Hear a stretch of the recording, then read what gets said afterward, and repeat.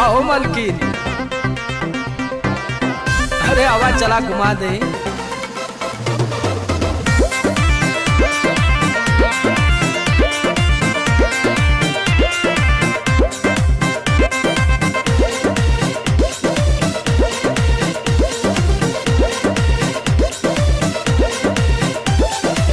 चलो ना जानू आज पटना घुमा दूं। अच्छा चल के बजरिया में शॉपिंग करा दूं।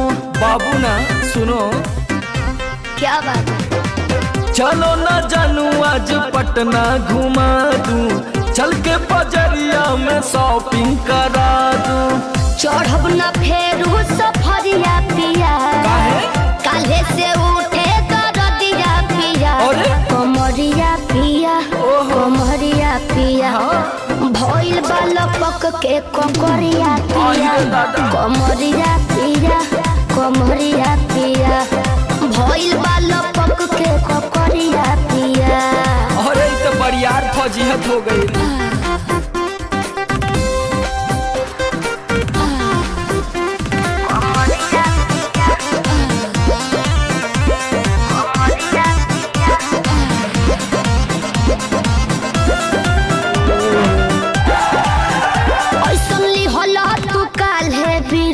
राजा जी लागे भइल बा कमरिया की रेख राजा जी।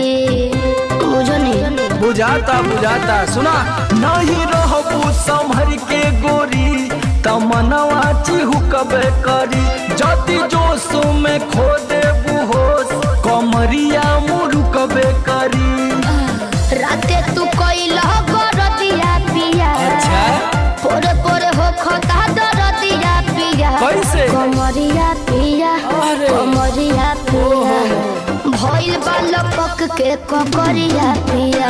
कमरिया पिया, कमरिया पिया, भइल बाल पक के ककरिया पिया। पिछला सीजन में तो यह नाटक रहे।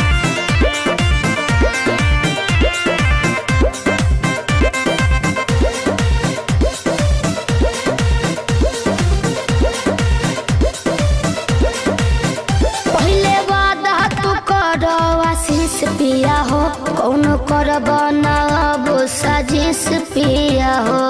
लगनू चोनाए, एगो काम करा, बिना डीपी से झरवा लेबू तब बहुते आराम करी हो।